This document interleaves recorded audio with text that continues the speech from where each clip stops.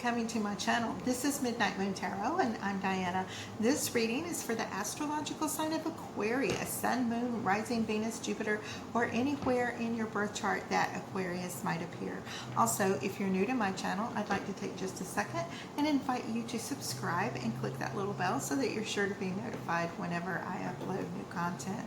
Also, in the description box below, you'll find links to my social media, my Patreon, my PayPal, and links to some really cool things on Amazon I think you guys will like. Okay, so this reading is for August the 12th through the 16th, 2020, keeping in mind that all tarot readings are timeless. So whether you come across this reading right after I upload, a week, month, or even a year from now, if you feel drawn to watch it, most likely you'll find a message for you within the reading. Also, if it doesn't completely resonate with you, just keep in mind this is a generalized reading and it's not meant for everyone. If it doesn't resonate, just keep the parts that do, disregard the rest. If you know your other planetary placements, you can listen to those signs as well for additional messages. Okay, so let's go ahead and calibrate these cards to the astrological sign of Aquarius, Sun, Moon, Rising, Venus, and Jupiter, and ask our angels, guides, and ancestors for any love messages for Aquarius for the week of August the 12th through the 16th, 2020. Spirit, what love messages do you have for Aquarius for the week of August 12th through the 16th.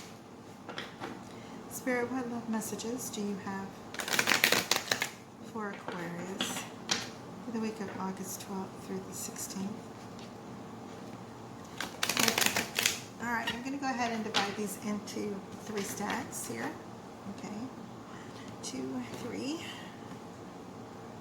All right, the card on the bottom of the deck is the High Priestess. All right, so this is your overall energy for this reading, and the High Priestess is about taking time out to think things over, decide what's best for you and best for everyone that's involved, whether that's through prayer and meditation, your higher power, whatever it is you do, take that time out and decide what's right for you when it comes to any given situation that may come up during this week.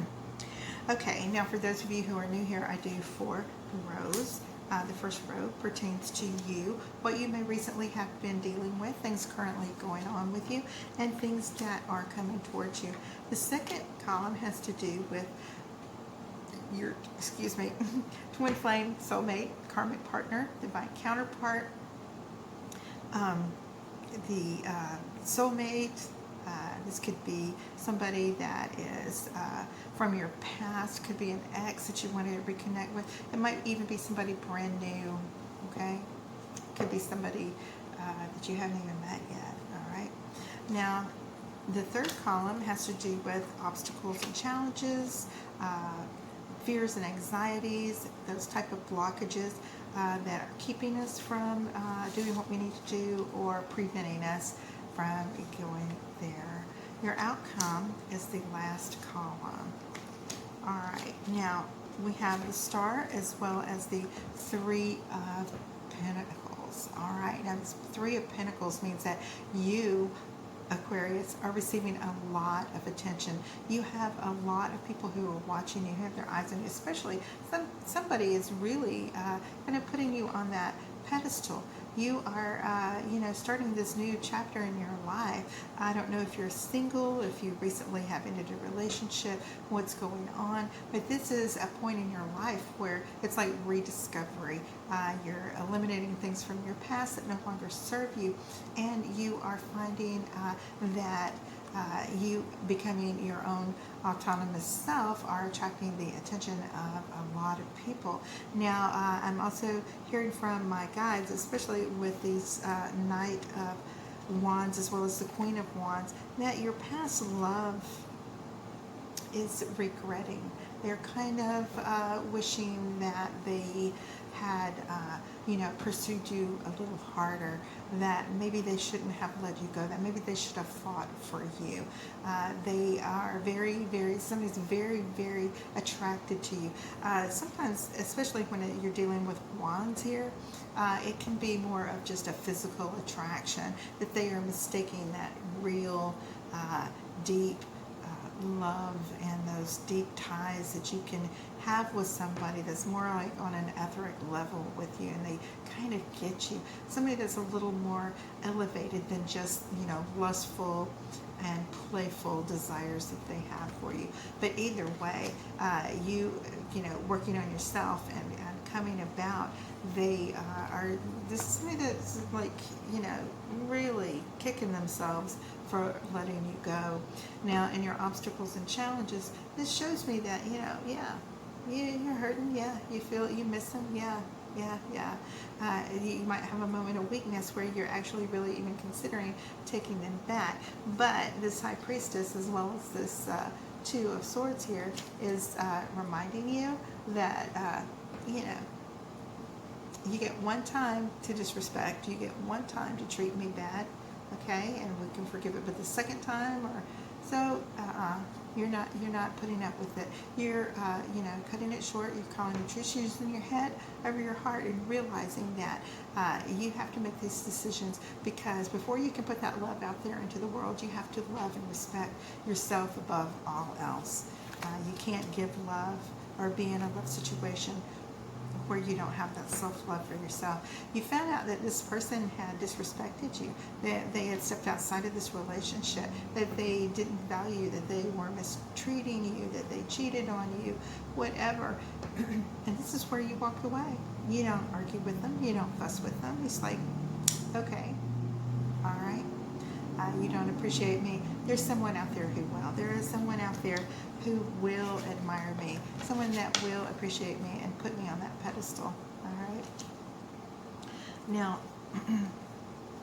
this next set of cards, we have that Knight of Cups, as well as the Six. Okay, as well as the Six of Pentacles. That card just looked really familiar all of a sudden when I remember it came up in the last two readings as well. All right, the King of Wands, as well as the Devil. Of course, we already knew that in your partner's column. The Six of Swords, as well as the Queen of Pentacles in your obstacles and challenges. And outcome, we have that Ace of Cups and the Two of Cups, and that's just awesome and amazing right there. So yeah, you felt like, you were giving and giving and giving to this person, and you were not receiving anything back. And sometimes you can also be on the beggar end, where you felt like when you were with this person, you were constantly having to, do something really outrageous, like Aquarians can do, to get this person's attention, to just, constantly try to keep the relationship afloat. And it really shouldn't be that difficult.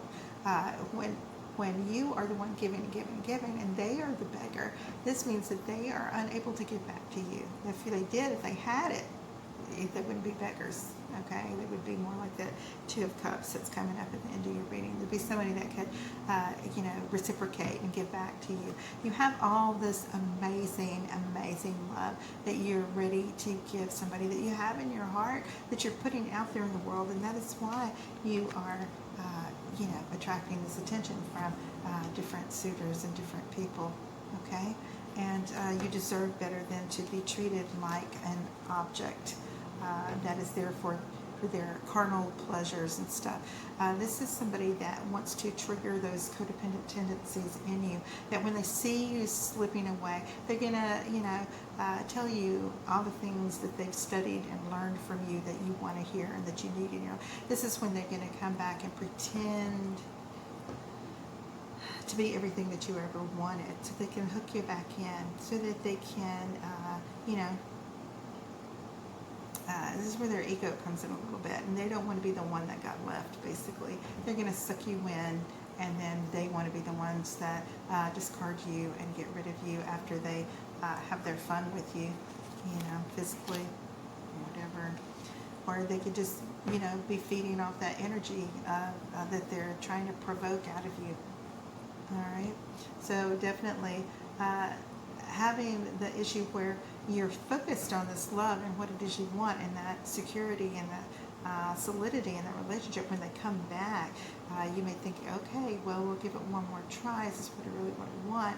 But the need that you need in this situation is that it's never really going to change, and that the best option for you is moving on from it and not allowing yourself to be used or hurt, because we have Ace of Cups as well as the Two of Cups here for you, and this is indicative of, you know, this perfect and, well, perfect as it can be, respectful and blessed and you know, loved. It's more on that etheric level. Those soul ties are good. They're not trauma bonds.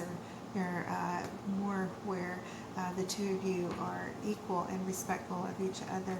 And I'm not talking about boringly respectful. I'm just talking about respect boundaries, respect ideas, appreciate and value the differences in your relationships, where you can come together and make something that's wonderful, so that the happiness in your life overflows. And when that does, this person from your past, they're eating their heart out. They're jealous. They're going to try to come back around, I can guarantee you, and, you know, either try to screw up the relationship that you have because they've lost. They don't like being the one to be the loser in their relationship.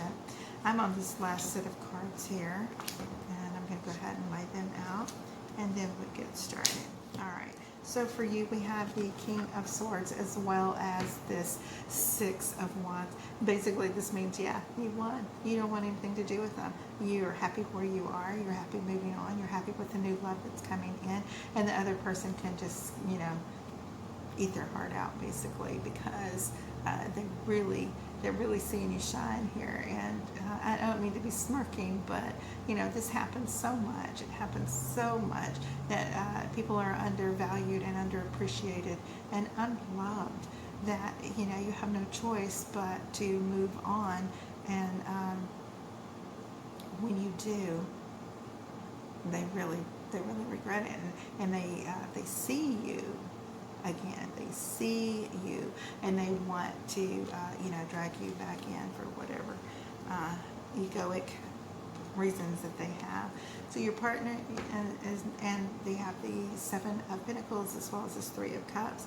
So yeah, this is a point where, you know, with this new relationship, this is a cause for celebration. This is a cause for you to go out there and, you know, dance on the tables and let your hair down and enjoy yourself. And this new relationship that's coming in, you are free to be yourself, and you know, you want to be able to nurture and grow this new relationship. Yeah, and just like really take good care of it. And your obstacles and challenges, the Four of Wands and the Justice. Okay, yeah, you've had to make some tough decisions. You're going to have to make some tough decisions.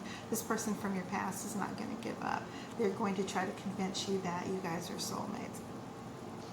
Sometimes soulmates are, you know, you might think they are, but they can be karmic partners. They can be somebody there that's there to struggle and to teach you this lesson. Now, the thing about lessons is, if you don't learn it, you're doomed to repeat it. Okay? Did you learn? Do you need to go back or refresh your course? This is going to be a decision that you're going to have to make, you know? Okay. Fruit flies. All right. So, yeah, outcome, we have that Seven of Swords as well as the Nine of Pentacles. I absolutely see you as someone that is growing and someone that is enlightened and somebody that is beginning to be prosperous, not just financially, emotionally, through enlightenment, through all of these spiritual qualities that you have.